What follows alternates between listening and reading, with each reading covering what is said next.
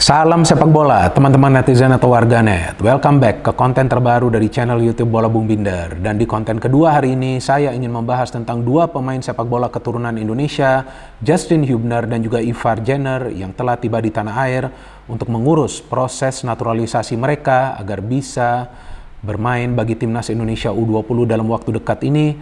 Seperti yang sama-sama kita ketahui teman-teman, bahwa Coach Shin Tae-yong menginginkan agar ada beberapa pemain keturunan Indonesia atau yang punya darah Indonesia bisa dinaturalisasi agar mereka bisa membela timnas Indonesia U20 untuk menambah kekuatan dari tim tersebut. Dan memang hingga saat ini masih banyak yang pro dan juga masih banyak yang kontra dengan program naturalisasi ini. Yang menurut saya wajar saja sih, karena yang pro ingin agar timnas kita jauh lebih solid dan juga punya pemain keturunan Indonesia atau yang punya darah Indonesia, seperti yang tadi saya katakan, yang bermain di Eropa atau yang punya pengalaman cukup banyak bermain di Eropa bisa membela timnas Indonesia. Apakah itu timnas Indonesia senior atau juga timnas Indonesia U20 untuk bisa meningkatkan level permainan dari tim nasional Indonesia. Sedangkan bagi yang kontra, mereka khawatir jika mulai banyak pemain-pemain keturunan Indonesia dinaturalisasi dan membela timnas Indonesia, apakah itu timnas Indonesia senior atau juga timnas Indonesia U20, maka itu bisa saja menutup peluang bagi pemain-pemain lokal untuk bermain bagi timnas Indonesia. Dan memang untuk saat ini saya melihat persentasenya masih 50-50 antara yang pro dan juga yang kontra.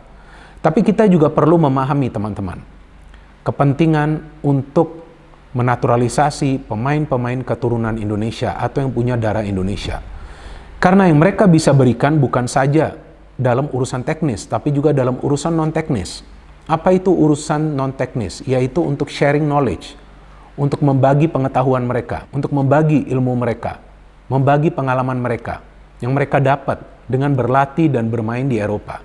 Seperti dua pemain ini, Ivar Jenner dan juga Justin Hubner. Ivar Jenner yang bermain di tim muda Utrecht sebagai gelandang tengah, dan Justin Hubner yang bermain di Wolves, di tim muda Wolves ya, di Inggris sebagai back tengah.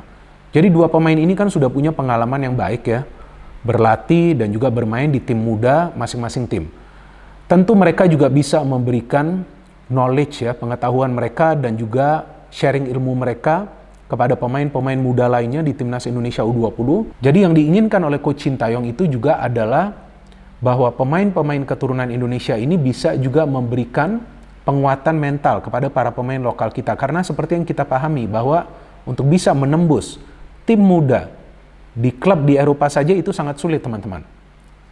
Banyak yang gagal, padahal mereka sudah mengikuti akademinya, tapi ketika mereka mau masuk ke tim muda itu mereka gagal. Mereka dinyatakan tidak lolos, tapi dua pemain ini sejauh ini sudah lolos dan bermain untuk tim muda masing-masing klub mereka. Jadi dua pemain ini tentu bisa memberikan pengetahuan yang luas kepada para pemain lokal kita. Mungkin juga bisa membantu para pemain lokal kita yang masih muda ini agar bisa bermain di Eropa juga. Jadi dengan bermain di luar, dengan coba untuk beradaptasi dengan cuaca, makanan, kemudian juga cara berlatih, tentu para pemain akan bisa membentuk mental yang lebih kuat. Karena kita sama-sama tahu bahwa itu salah satu kelemahan dari para pemain kita. Dan itu wajar saja, tapi kan bisa mereka benahi. Dan sekarang dengan adanya Coach Shin Tae-yong yang pertama menguatkan stamina mereka, kemudian fisik mereka, dan sekarang mental mereka, kemudian masuk ke tactical game plan. Nah tentu yang dia inginkan agar pemain-pemain keturunan ini juga bisa membantu meningkatkan level permainan dari timnas Indonesia. Dan juga yang menarik nih, dipilih pemain keturunan Indonesia sejauh ini hanya dua ya. Nah kita tunggu nanti akan ada tambahan atau tidak. Rencananya sih memang ada tambahan. Nah nanti saya bahas sebentar lagi. Tapi ini dua pemain ini yang menarik nih teman-teman, bahwa yang satu posisinya di back tengah, yang kedua posisinya di gelandang tengah. Jadi memang tampaknya Coach Shin Tae-yong ingin agar timnas Indonesia U20 ini solid di lini pertahanan. Jadi ini 11-12 juga nih pemilihan pemain-pemain keturunan yang dilakukan untuk timnas Indonesia U20, seperti yang juga di senior. Di senior juga kan ada dua pemain bertahan, Sandy Walsh dan juga Jordi Amat. Di timnas U20 ya walaupun Ivar Jenner ini bermain di gelandang tengah, tapi kalau saya melihat pemain ini bisa menyerang dan juga bisa bertahan sama baiknya. Karena saya melihat profil dia, saya melihat cuplikan-cuplikan dia ada di YouTube. Kalian bisa melihat. Ya mungkin juga dia akan dimainkan sebagai gelandang yang bertanggung jawab dalam melakukan atau membangun transisi positif.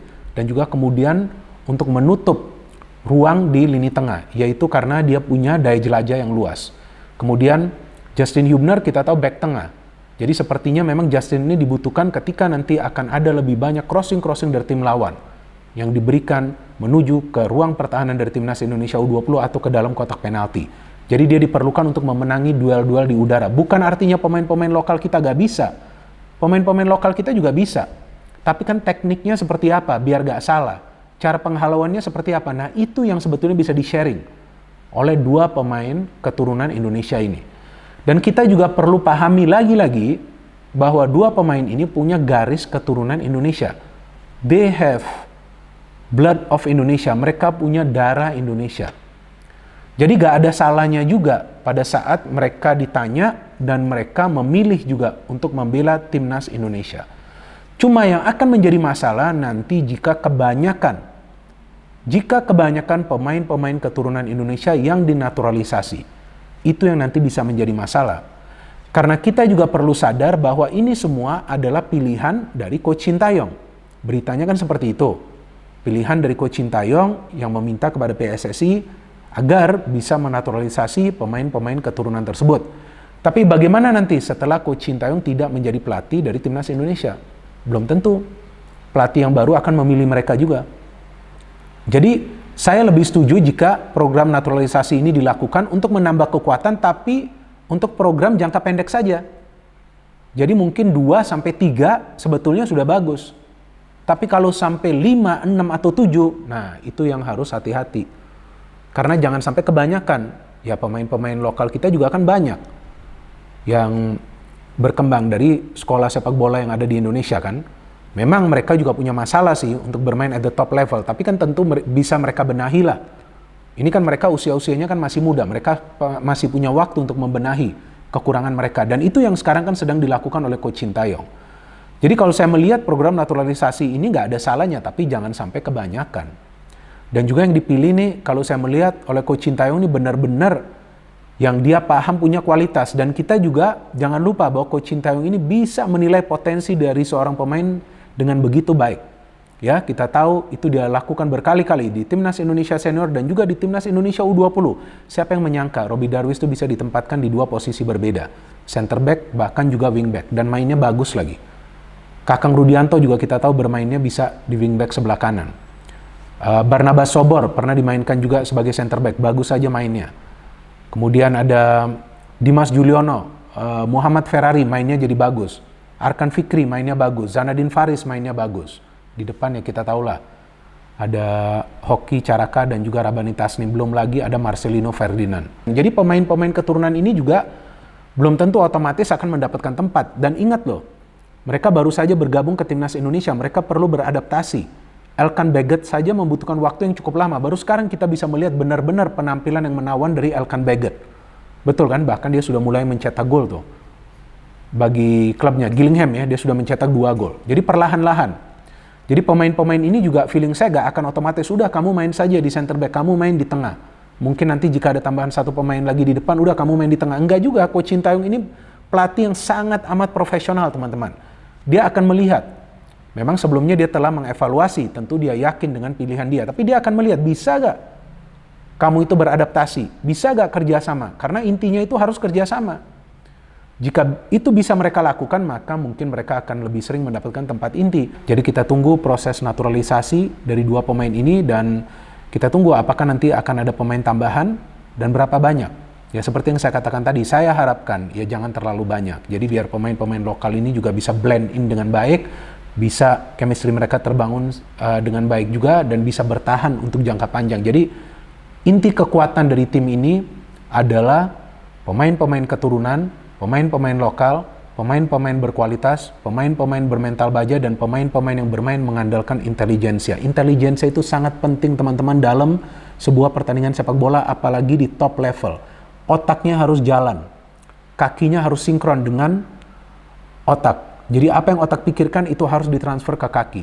Jadi ketika memberikan passing itu harus lebih akurat lagi. Ketika shooting harus menjaga akurasi. ketika pressing jangan sampai melakukan pelanggaran yang keras. Ya, kita tunggu saja nanti perkembangan dari dua pemain keturunan Indonesia ini. Kapan kira-kira proses naturalisasi mereka akan dimulai? Saya juga belum membaca update-nya. Yang saya baca bahwa mereka baru tiba dan mereka masih berdiskusi dengan PSSI. Kita harapkan yang terbaik teman-teman, dan kita tetap dukung Timnas Indonesia Senior U20 dan tentunya U17. No hate, no politics, only football. Salam sepak bola.